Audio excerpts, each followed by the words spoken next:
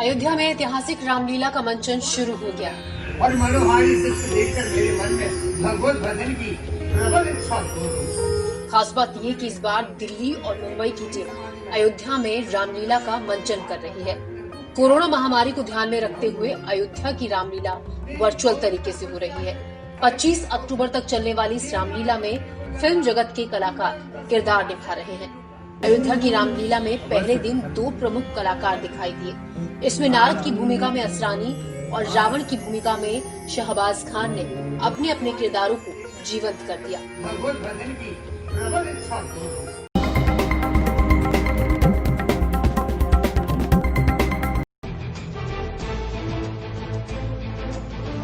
देश में कोरोना के नए केस लगातार कम हो रहे हैं। स्वास्थ्य मंत्रालय के सोमवार सुबह जारी किए गए आंकड़ों के हिसाब से पिछले 24 घंटे में 55,722 नए मामले दर्ज किए गए हैं।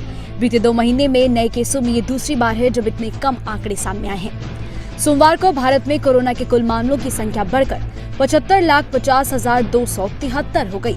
इनमें से 7,72,055 मामले एक्टिव है और 66,63,608 लोग कोरोना से ठीक होकर घर जा चुके हैं, जबकि 1,14,610 इस बीमारी के कारण जान गंवा चुके हैं।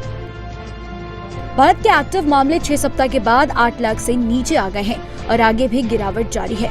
भारत में रिकवरी दर 88.26% है और मृत्यु दर 1.52% है। राज्यों की बात करें तो महाराष्ट्र कुल 15,95,381 मामलों और 42,115 मौतों के साथ देश में सबसे ज्यादा प्रभावित राज्य बना हुआ है। रविवार को महीने तक इनकार करने के बाद केंद्रीय स्वास्थ्य मंत्री हर्षवर्धन ने कहा था कि भारत कम्युनिटी ट्रांसमिशन के चरण में है, लेकिन यह केवल कुछ जिलों और राज्यों तक ही सीमित है। Indian council of medical research यानी कि ICMR के आंकड़ों के अनुसार भारत ने रविवार को एक ही दिन में 8,59,786 सैंपल्स परीक्षण किए हैं। इसके बाद अब तक कुल 9,50,83,976 सैंपल्स की जांच हो चुकी है।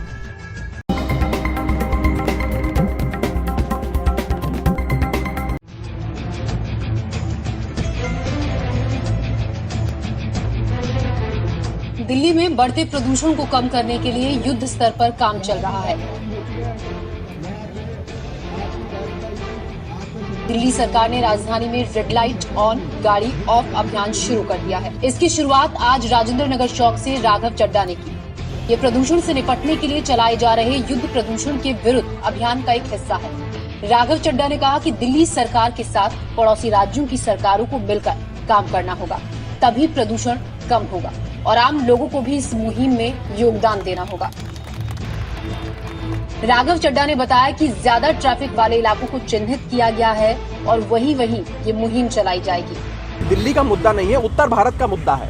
इस मुद्दे में उत्तर भारत के तमाम राज्य भी साथ आकर अरविंद केजरीवाल जी का साथ देंगे और हम बहुत जल्द इस लड़ाई में जीतेंगे।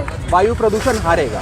जिस तरह आप लोग यहाँ पे वॉलंटियर्स आए हुए रेड लाइट पे खड़े होकर अवेयर कर रहे हैं, क्या ये दिल्ली के बाकी हिस्सों में भी हर विधानसभा में ऐसा कुछ किया जाएगा या सिर्फ अभी आपने शुरुआत? देखिए, हमने अपनी विधानसभा राजेंद्र नगर विधानसभा में शुरुआत करी है और हमारे कई सारे कार्यकर्ता राजेंद्र नगर विधानसभा की कई ऐसे जंक्शन, ऐसी लाल बत्तियाँ जहाँ पर ट्रैफिक बहुत रहता है, जैसे आप देख सकते हैं हमारे पीछे काफ़ी ट्रैफिक है। ये राजेंद्रा प्लेस का गोल चक्कर है, यहाँ पे काफ़ी ट्रैफिक रहता है और ऐसे जंक्शंस आइडेंटिफाई करके हम लोग वहाँ पर अपने तमाम वॉलंटियर्स को तैनात कर रहे हैं और हमारे सभी वॉलंटियर्स अपना काम छोड़कर समय निकालकर सुबह और शाम के समय जब ट्रैफिक चरम पर रहता है उस समय जन सेवा कर रहे हैं, ये अवेयरनेस कैंपेन चला रहे हैं और मुझे पूरा विश्वास है कि इससे कहीं ना कहीं सिविल सोसाइटी का पार्टिसिपेशन बनेगा और बिना सिविल सोसाइटी के पार्टिसिपेशन के कोई भी लड़ाई नहीं लड़ी जा सकती। और अरविंद केजरीवाल जी तो सिविल सोसाइटी की पार्टिसिपेशन और सबको साथ लेकर एक बड़ी लड़ाई लड़ने के लिए जाने जाते हैं, तो उन्हीं के दिखाए हुए नक्शे कदमों पर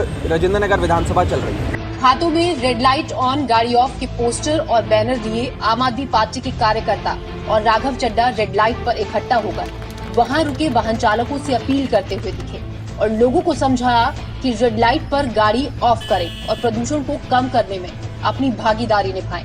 आम लोगों ने इस मुहिम की सराहना की और उम्मीद जताई कि इससे प्रदूषण कम करने में मदद मिलेगी। तो बहुत अच्छी बात है जो दिल्ली सरकार कर रही है, इससे बहुत फ़ायदा होगा और पोल्यूशन भी बहुत कम होने के चांसेस हैं। बहुत अच्छा है हमारा। जैसे अक्टूबर नवंबर में काफ़ी पॉल्यूशन होता है, हरियाणा या पंजाब की तरफ से बोला जाता है पराली को जलाया जा रहा है, हाँ। और इससे पेट्रोल में भी मतलब एक बचत होती है, तो कितना आपको ये सही लग रहा है? ये दरअसल क्या है कि देखो दिल्ली सरकार इसके लिए भी काम कर रही है, पोल्यूशन के जैसे मतलब पानी से उसको बुझा रहे हैं और उसको दबा रहे हैं, उससे भी बेनिफिट्स होगा और ये इससे भी बेनिफिट्स होगा। बहुत अच्छा है। बिल्कुल बहुत फ़र्क पड़ेगा, कम से कम 10 से 20% फ़र्क पड़ जाएगा कम से कम। और दिल्ली में जिस तरह से मतलब पॉल्यूशन अभी बढ़ रहा है, अक्टूबर नवंबर में बहुत ज़्यादा ही मतलब हो जाता है, तो इसको देखते हुए अभी कोविड भी चल रहा है ना, तो जो भी मतलब लोगों को सांस लेने की प्रॉब्लम होती है कुछ भी, तो क्या लगता है आपको ये जो अभियान इनका दिल्ली सरकार का है तो ये सक्सेसफुल रहेगा? मुझे लग रहा है कि अगर ऐसे चलेगा तो फ़र्क पड़ेगा, पेट्रोल की भी कंजम्पशन जो है वो कम होगी। वैसे अगर मीटर तो लगे होने चाहिए सब जगह, क्योंकि हर आदमी जो है परेशान है। प्रदूषण को कम करने में दिल्ली सरकार अपने स्तर पर लगी है, केंद्र सरकार अपने स्तर पर, लेकिन सवाल ये हर साल इसी महीने में क्यों ऐसी मुहिम की शुरुआत की जाती है? पहले से ऐसी तैयारी क्यों नहीं की जाती कि इस महीने में जब प्रदूषण अपने चरम पर होता है, AQI का स्तर कुछ घटे और स्थिति सामान्य रहे।